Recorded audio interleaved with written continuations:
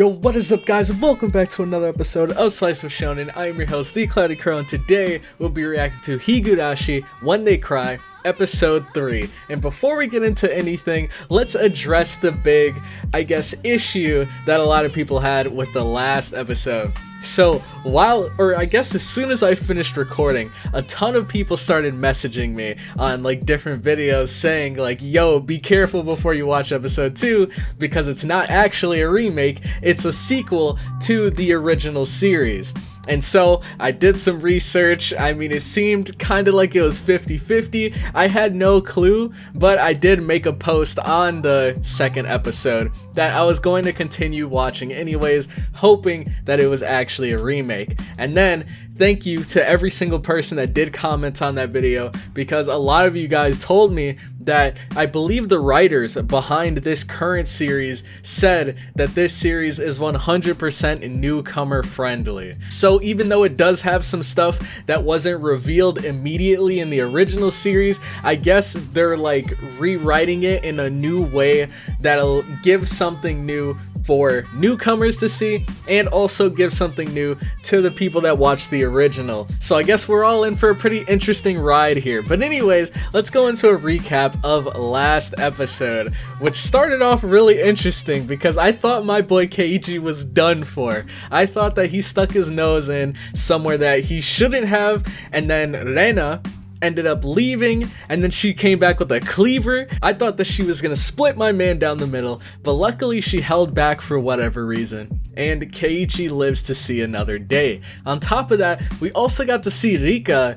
Well, we found out something really interesting about Rika, which is the fact that I believe she can time travel. So she goes to this room, I guess, or this space where there are a ton of fragments all around, and I'm guessing different fragments take her to different instances throughout time. So the Rika that's with us now is probably from the future, because she mentioned that she knows who Rika's killer is. She knows who her killer is, and we have no idea. So it could be any of the other people in this current timeline. So my guess is that she either came back in time to expose that killer, or maybe even take out that killer before the killer can get to her. On top of that, we also learned something really interesting about the photographer guy, who supposedly is just here to take pictures of birds, but Keiichi came up with a really interesting suspicion, which might be the fact that he's more than just this average photographer. What if he's a detective? He might know about the killings that happened here, or he might have a hunch that there were killings that happened here regarding the construction workers, and maybe he's here to gather some evidence. We have no clue, but I'm hoping that that's the case, because that'd be awesome, and I'd be rooting for him 100%. And then lastly, we had this festival that was going on inside the town. Everyone came in, they were having a good time, they were pigging out. It seemed like everyone was having a blast. And then ultimately it ended with Rika doing some sort of traditional ceremonial ritual in the end with this ceremonial hoe. And it looked really cool, but I wonder if there's any significance behind it. So hopefully we find out more about that in this episode. But anyways, if you guys are excited for the episode, make sure to leave a like. It helps me and the video out so much more than you might think, so if you could take the time to do that right now, I would very much appreciate it. And also consider subscribing to the channel for more weekly pristine Higurashi no Naku reactions. But with that all out of the way, let's get right into this episode.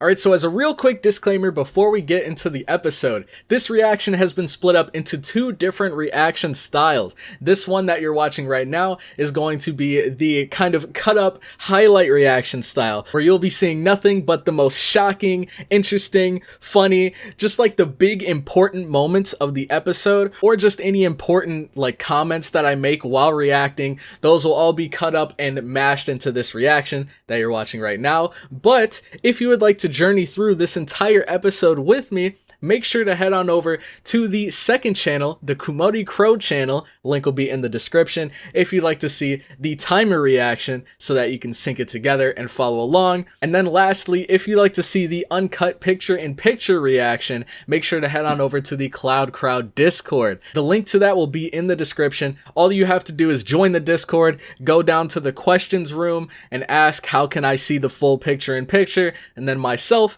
or a mod will come to help you and make sure that you stay notified whenever a full reaction drops. But anyways, hope you guys enjoy the reaction, and let's get right into the video. Alright, it looks like we're continuing the ritual.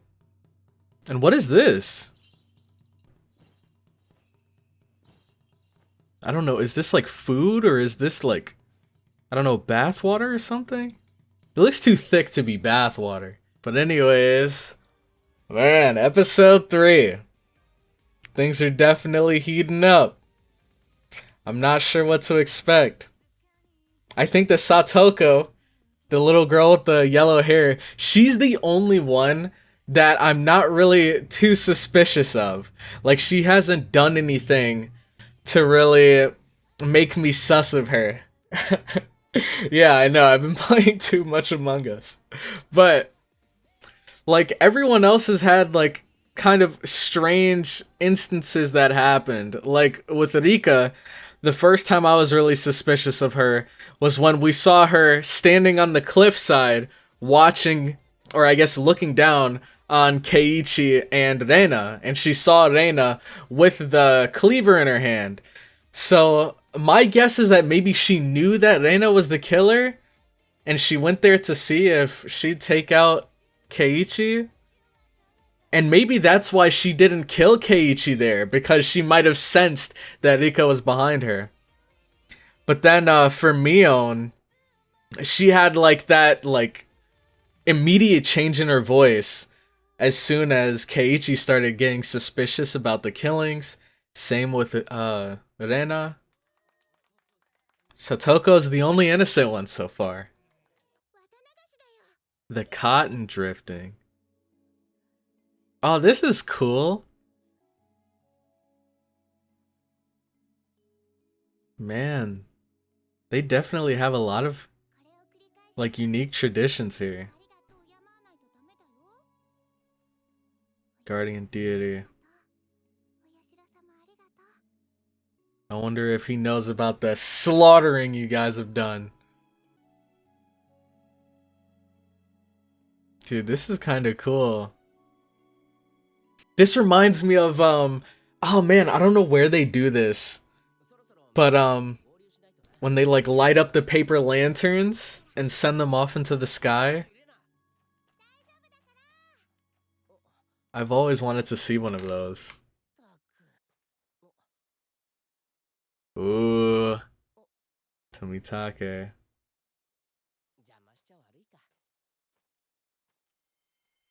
Does she have that look on her face? She does, dude!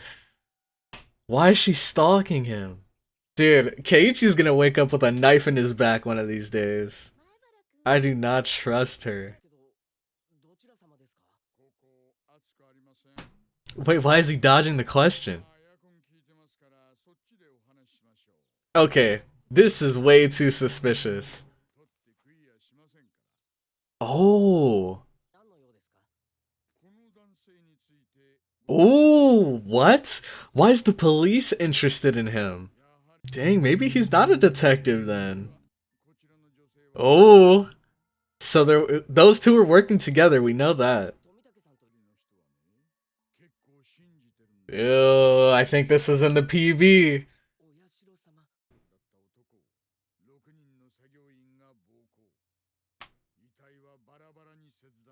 What? Murdered by construction workers?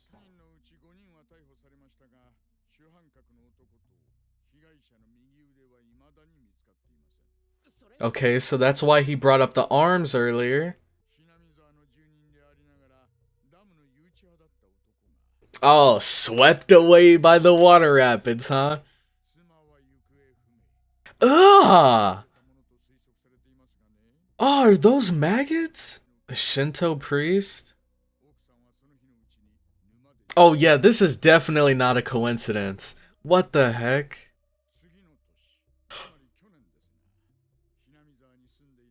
Oh my god!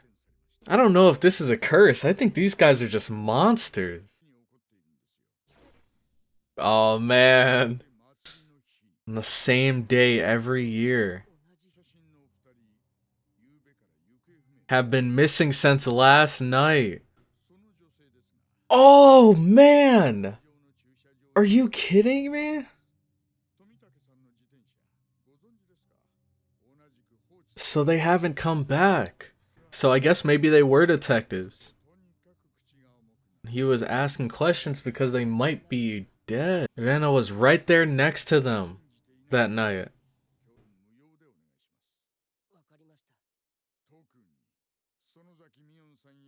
Not Mion! Wait, why did he mention Mion specifically? They think it might just be a curse that someone dies on that day every year. Oh, they're playing a game. They're playing a game. Oh my gosh. I was like, huh? Where did you get that info? What the heck does she have in there? A katana? Nunchucks? Demoned away? What does that mean? Ugh. You saw that look on Keiichi's face?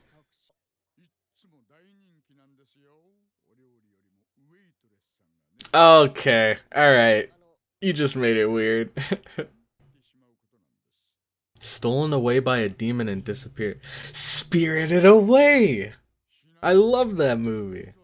Man, that's why I don't know if I could live in a small town like this. Because this is the perfect place for someone to get demoned away. She's lying. Oh my gosh!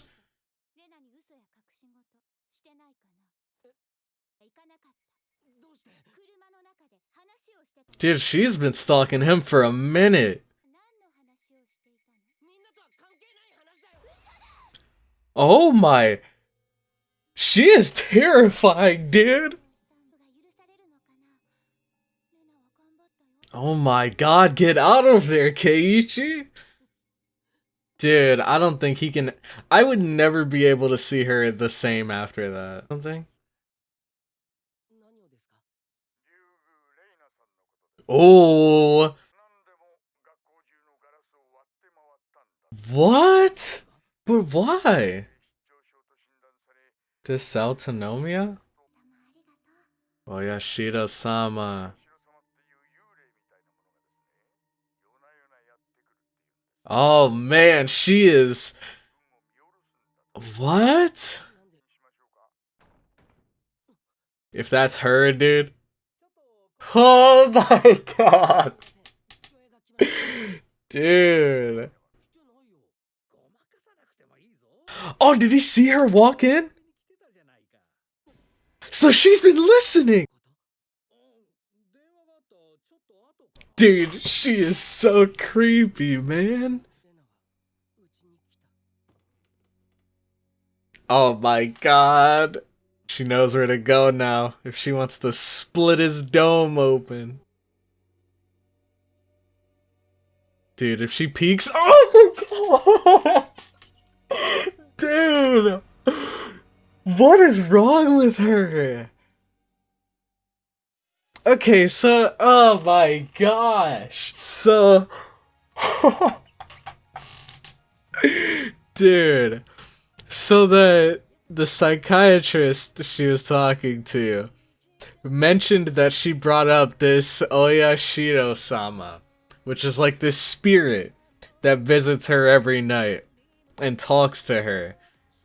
And last night, when we were doing, or I guess everyone was like sending the cotton down the river, she sent it for that Oyashiro-sama, but I wonder if everyone else did too, because they mentioned that her family is from this place, and then they moved out after she graduated from elementary school, and then they moved back for whatever reason. Or RENA moved back for whatever reason.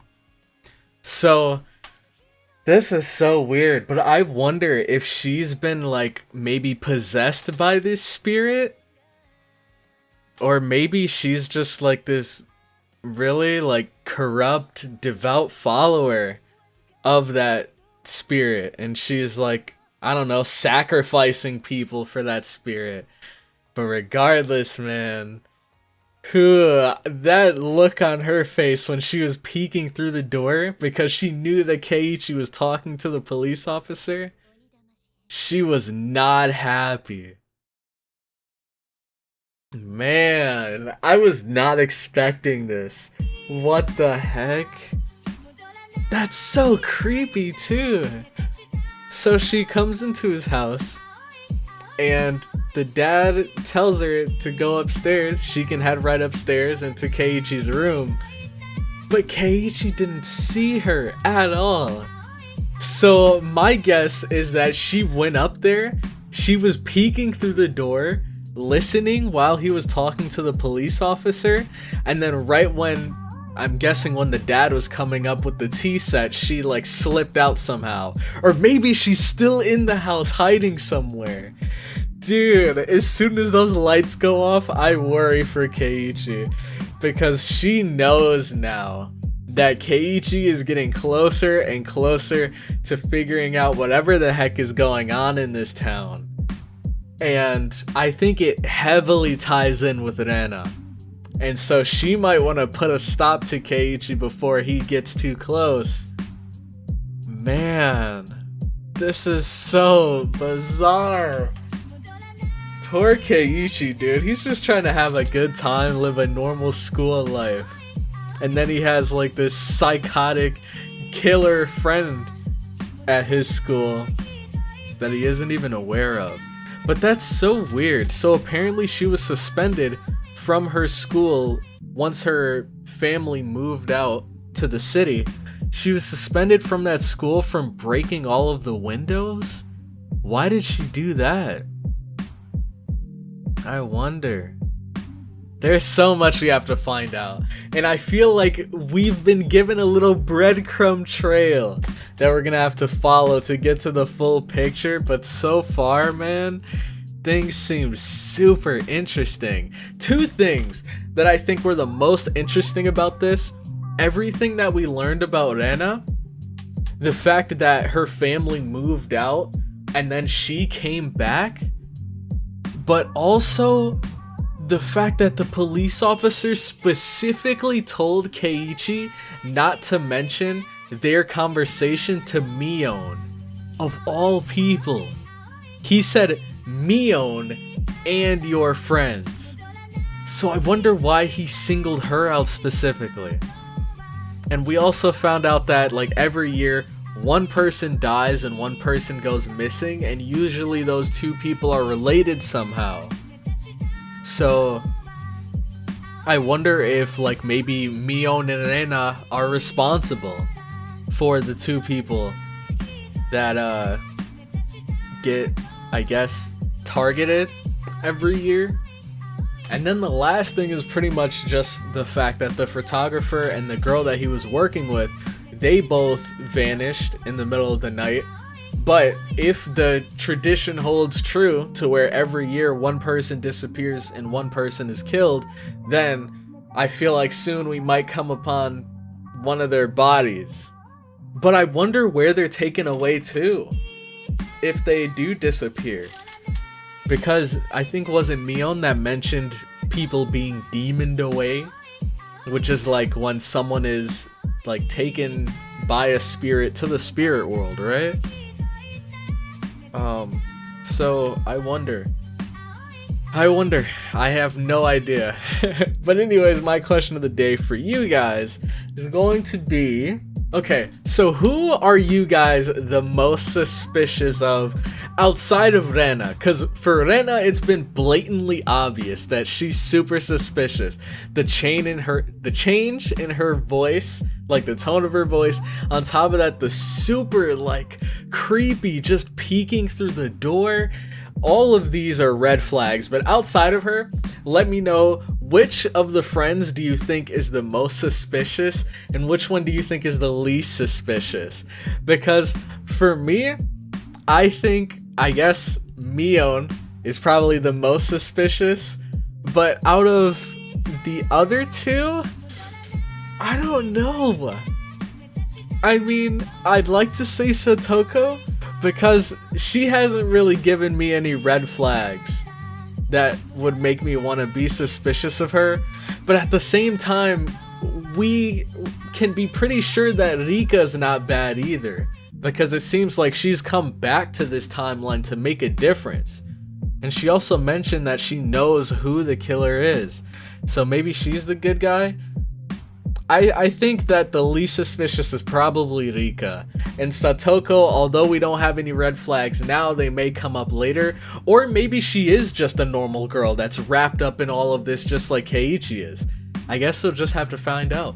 But anyways, let me know what you guys think. And with that, I'm going to end the episode here. Thank you all so much for watching this far into the video. If you did, make sure to leave a like if you enjoyed, comment your thoughts on the episode down below, and subscribe for more Slice Shonen content. But with that, I'm going to head out, and I'll catch you all in the next one. Have a good one.